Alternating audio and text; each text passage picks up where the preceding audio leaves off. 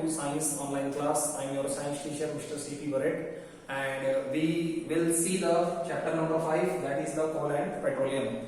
Before that, already we have finished 5 lectures, 5 videos, and this is the lecture number 6. And in my last lecture, I have talked about the history behind petroleum. Okay, petroleum is a fossil fuel. Why? Because it is found under the surface of the earth, and it is also known as a black gold. Why? Because of its commercial importance. इसकी commercial importance इतनी ज़्यादा है. Actually, it is a mixture of so many carbon compounds like petrol, diesel, and petrol, diesel. You can understand it is the basic fuel of our automobile industry. And same like that, natural gas, LPG gas, these are used as a fuel for the cooking. These are used as a cooking gas. So in this way we can say that petroleum is very, very important for us. And what was the history? History was same like coal, millions of years ago. But here the thing is little different. Billions of years ago, some small creatures, those who were living under the sea, बहुत सारे ऐसे जीव जंतु थे, small marine plants, बहुत सारे समुद्री plants, पौधे, स्मॉल मरीन एनिमल्स, बहुत सारे मरीन एनिमल्स, समुद्र में पाए जाने वाले animals. Millions of years ago ये घटना हुई कि व्हेन दे डाइड, जब वो मर गए, सो दे सैंक ऑन द सी बेड. मरने के बाद वो समुद्र की तली पे पहुंच गए. सैंक मतलब डूब गए. ठीक है. When they died they just sank on the seabed. वो समुद्र की तली में पहुंच गए. And after that they are buried by the layer of sand and mud particles. They are buried by the layer of sand and mud particles. Sand और mud particles के द्वारा वो buried हो गए and they goes in the deeper region of the sea. वो समुद्र के नीचे जो जमीन है उसके नीचे buried हो गए.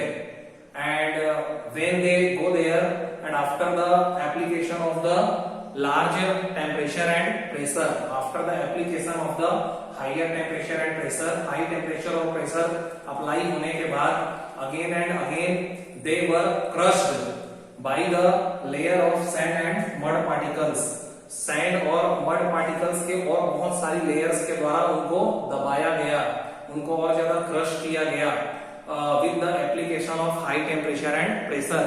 And finally this all the dead vegetations, ठीक है, dead remains of the marine plants and dead remains of the marine animals, they are finally converted in form of the petroleum. वो पेट्रोलियम के form में convert हो गए.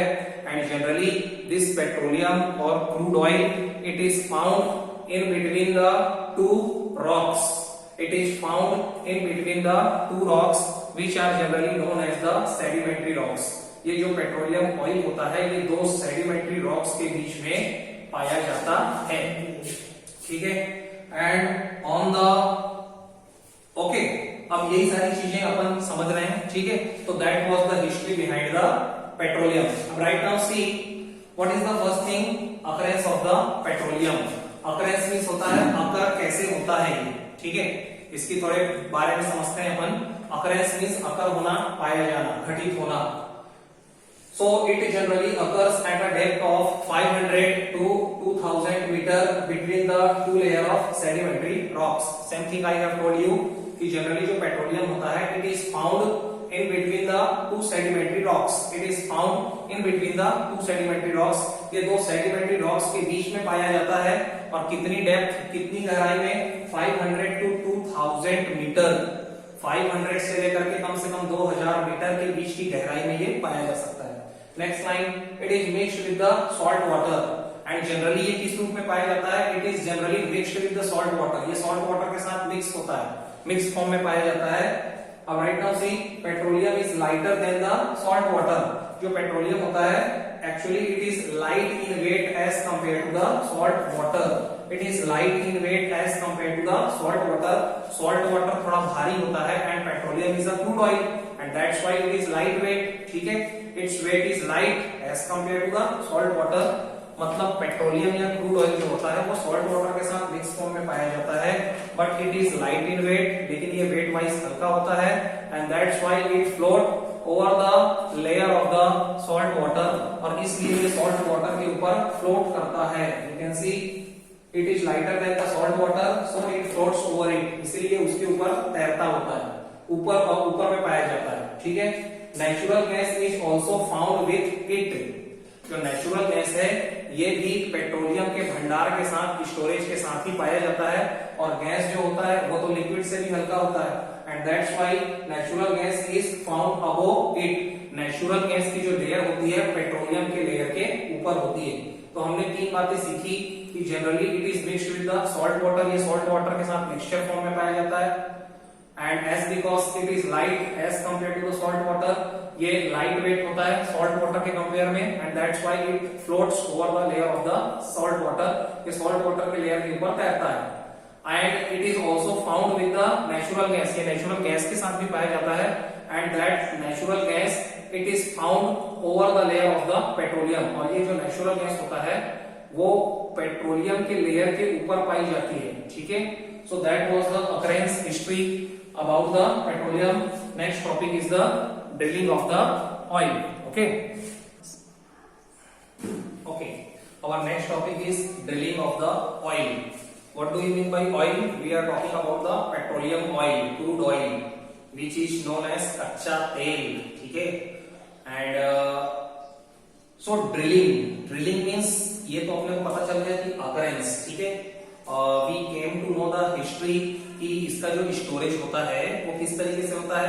It is found in between the two sedimentary rocks, दो sedimentary rocks के बीच में इसके भंडार पाए जाते हैं, and sometimes it is found with the natural gas, कभी कभी ये नेचुरल गैस के साथ भी पाया जाता है, and somewhere it is found alone, और कई बार ये अकेला भी पाया जाता है। Means what, there are the two conditions. ऐसा हो सकता है कि natural gas, compressed natural gas, LPG liquefied petroleum gas, ये नाम आपने सुना होगा। तो ये जो गैस है, sometimes the oil, sometimes the crude oil, it is found with the natural gas, ये कभी कभी नेचुरल गैस के साथ भी पाया जाता है, and somewhere it is found alone, या हो सकता है इसका स्टोर जो है, इसका जो भंडार है, इट इज सिंगल ओनली। ठीक है, and generally it is found in between the sedimentary rocks with the salt water, and it generally floats over the salt water, and when it is found with the natural gas, जब ये natural gas के साथ पाया जाता है, so natural gas is the layer of the natural gas, it is the gas, and that's why it is found above the petroleum layer, above the petroleum oil। जो natural gas होता है it is generally found over the crude oil, वो crude oil के ऊपर उसकी layer होती है, and that crude oil it is also found in the mixture form with the salt water, और ये जो crude oil होता है वो भी salt water के साथ मिक्सचर के रूप में पाया जाता है। so that we have seen drilling of the oil। अब इसके जो कुएं होते हैं, oil well, तेल के कुएं, oil well, तेल के कुएं, इसकी ड्रिलिंग का क्या प्रोसीजर होता है। तो first, size of the petroleum well and the location is first mapped by the geographic survey team। geographic मतलब होता है, ठीक है, geographic department is the department which do the survey of all the petroleum wells, of all kinds of the coal storage। ठीक है, हमारे India में कहाँ पे कोल का स्टोरेज है, कहाँ पे कौन से मिनरल का स्टोरेज है, कहाँ पे पेट्रोलियम वेल की लोकेशन है, इसको सबसे पहले आइडेंटिफाइड किया जाता है। It is well identified, it is well served, इसकी सर्वे होती है, इसको बहुत अच्छे तरीके से, इट्स लोकेशन इज आइडेंटिफाइड, इसको लोकेशन को आइडेंटिफाई किया जाता है by the geographic survey team. Geographic survey team सबसे पहले सर्वे करती है, इसके लोकेशन को आइडेंटिफाई करती है, और इसके साइज का भी अंदाजा लगा लिया जाता है कि कितने साइज में है, कितने साइज का ये पेट्रोलियम वेल है, and what is the storage of crude oil there, खोदने से पहले ही कितनी मात्रा में भंडार है, what is the amount of the storage, इसका अंदाजा लगा लिया जाता है। And after all with the help of the drilling machines, with the help of the modern drilling machines, a hole is made on the earth crust, with the help of the modern drilling machines a hole is made on the earth crust. अब जहां पे भी इसकी location पाई जाती है, firstly with the help of the drilling machine a hole is made over there. Drilling machine के help से एक होल वहां पे बनाया जाता है, कंस्ट्रक्ट किया जाता है. And when this hole reaches to the rock cap, और धीरे धीरे फिर इसको उस गहराई तक पहुंचा जाता है. किस गहराई तक? 500 to 2000 metre depth. Slowly they drill it, ठीक है, धीरे धीरे इसको ड्रिल करते हैं. And finally when they reach to the depth of 500 to 2000 metre, और जब 500 से 2000 मीटर की गहराई तक पहुंच चुके होते हैं, तो क्या होता है? When this hole reaches to the rock cap, फिर वो सेडिमेंट्री रॉक की लेयर स्टार्ट होती है. Okay, and when this hole reaches to the rock cap, और जैसे ही वो सेडिमेंट्री जो रॉक होती है उसको ड्रिल किया जाता है या उसको छेद बनाया जाता है, सो क्या होता है? Natural gas comes out with the great pressure. Natural gas क्या है बेटा? एक गैस है. तो जैसे उसमें छेद बनाया जाता है, तो हमको मालूम है कि पेट्रोलियम ऑयल के ऊपर क्या है? नेचुरल गैस का स्टोरेज है. सो जैसे उसमें होल बनता है, so that natural gas comes out with the great pressure. उसको निकलने का जगह मिल नहीं रहा था, तो जैसे उसको निकलने की जगह मिलती है, so it comes out with the great pressure. वो ग्रेट प्रेशर के साथ उस पाइप से बाहर आती है और उसको हम लोग स्टोर कर लेते हैं सेपरेटली. और आगे क्या लिखा है? पढ़ते जाइए, ठीक है. And when the pressure reduces, और धीरे धीरे जब प्रेशर कम होता है, और you can say when all the natural gas comes out, जब पूरा का पूरा नेचुरल गैस बाहर आ चुका होता है, और धीरे धीरे जब प्रेशर रिड्यूस होता है, तब petroleum also starts flowing with it. तो धीरे धीरे पेट्रोलियम ऑयल, क्रूड ऑयल भी उसके साथ बाहर निकलना स्टार्ट होता है. पहले तो वो पूरी की पूरी गैस आती है with the great pressure, and after that petroleum oil also comes out with it. जो पेट्रोलियम ऑयल है, क्रूड ऑयल है, ये भी उस गैस के साथ बाहर निकलता है. Okay, and when the pressure falls so down, और धीरे धीरे जब प्रेशर बहुत ज्यादा कम होता है, तो क्या करते हैं हम? So it is pumped out with the help of the motor. एक मोटर बिठा दिया जाता है और मोटर के द्वारा उसको हाई प्रेशर से खींचा जाता है, और इस तरीके से इसके सारे स्टोरेज को हम लोग धीरे धीरे एक्सट्रैक्ट करते हैं, निकालते जाते हैं. एक साथ तो सारा निकलता नहीं. Right now C refining of a petroleum. तो ये तो हो गई हिस्ट्री ड्रिलिंग की. Refining, what do you mean by refining? Refine करना मतलब बेटा प्यूरिफाई करना. अब देखो इस प्रोसेस को हम लोग समझते हैं. रिफाइनिंग ऑफ अ पेट्रोलियम, जो petroleum crude oil that we get from the earth crust under the surface of the earth, जो भी क्रूड ऑयल को ऑब्टेन किया जाता है, प्राप्त किया जाता है, उसको डायरेक्ट यूज में नहीं लिया जा सकता, because it is the mixture of so many heavy hydrocarbons. क्योंकि बहुत सारे हेवी हाइड्रोकार्बन्स का वो मिक्सचर होता है, and each and every component of it is very important for us. इसके हर कंपोनेंट का हमारे लिए बहुत ही ज्यादा यूज होता है. For example petrol, diesel, kerosene oil, paraffin wax, ये सभी चीजों का ये मिक्सचर होता है. तो इस सारे कंपोनेंट्स को सेपरेट सेपरेट प्राप्त करना जरूरी है, because their uses are also different and these are very very useful. इसके जितने भी कंपोनेंट्स होते हैं वो हर तरीके से अलग अलग तरीके से यूजफुल होते हैं. तो उनको सेपरेट आउट करना, अलग से प्राप्त करना बहुत ज्यादा जरूरी है. Right now see crude oil और petroleum gas, it is a mixture of the various components. Same thing I have told you कि जो क्रूड ऑयल या पेट्रोलियम गैस होता है वो वेरियस कंपोनेंट्स का मिक्सचर होता है. लाइक जैसे पेट्रोलियम गैस, उसमें पेट्रोलियम गैस होती है जिसको हम लोग नेचुरल गैस भी कहते हैं. Paraffin wax, that paraffin wax it is used for making the candles बनाने में इसका यूज होता है. वेस्लिन बनाने में भी इसका यूज होता है. पेट्रोलियम जेली बनाने में इसका यूज होता है. Right now we will see the uses also afterwards. ठीक है, पहले इसके बारे में पढ़ते हैं, and after that we will see the each use of each and every components separately. हर कंपोनेंट्स का क्या क्या यूज होता है, किसमें यूज आते हैं, ये सब देखना है. Petrol, that we can see, petrol, diesel, kerosene भी होता है. ठीक है, लुब्रिकेटिंग ऑयल, वो जो लुब्रिकेटिंग ऑयल का मतलब आप क्या समझते हैं? लुब्रिकेट करने के लिए. कई बार आपने देखा होगा ऑटोमोबाइल्स में और हैवी व्हीकल्स में ल्यूब्रिकेशन के रूप में ल्यूब्रिकेटिंग ऑयल का यूज किया जाता है, ठीक है, जिसको, है ना, जो कि मशीन, जितने भी प्रकार के मैकेनिकल पार्ट्स होते हैं, मशीन पार्ट्स होते हैं, उसमें ल्यूब्रिकेशन का वो काम करता है. So that is called the lubricating oil. So crude oil or petroleum, actually it is a mixture of the various components, ठीक है. For example, petroleum gas, natural gas, paraffin wax, petrol, diesel, kerosene, lubricating oil. So after that it is refined into the different components by boiling them till it vaporizes, ठीक है.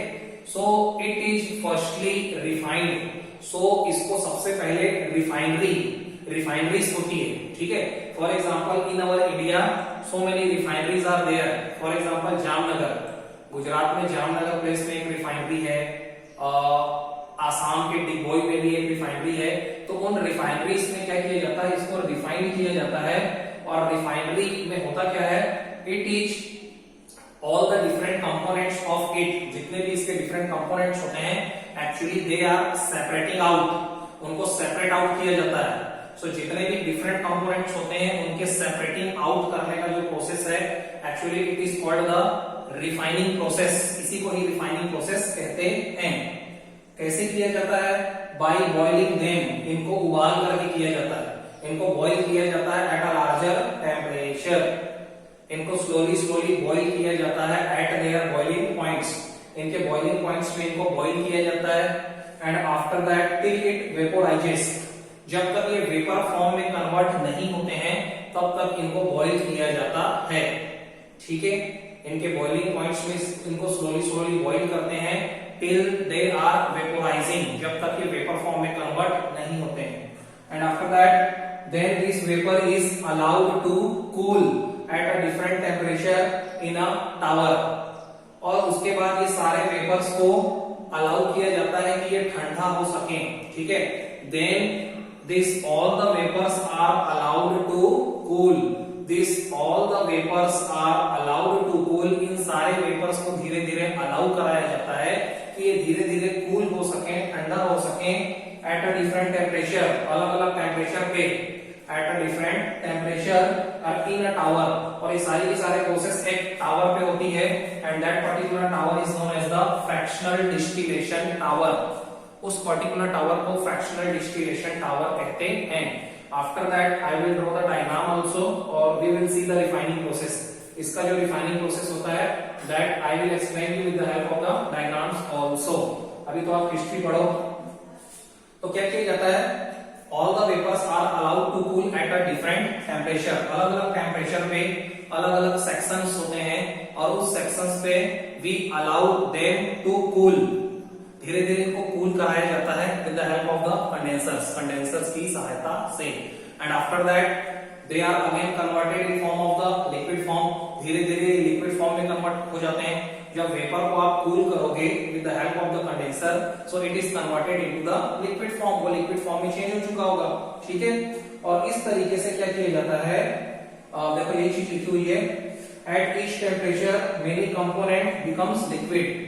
हर temperature पे जब इनको condenser की सहायता से cool करते हैं, so they are converted and they becomes liquid and separates out. और धीरे धीरे ये सेपरेट आउट होने लग जाते हैं फ्रॉम द डिफरेंट चैम्बर्स.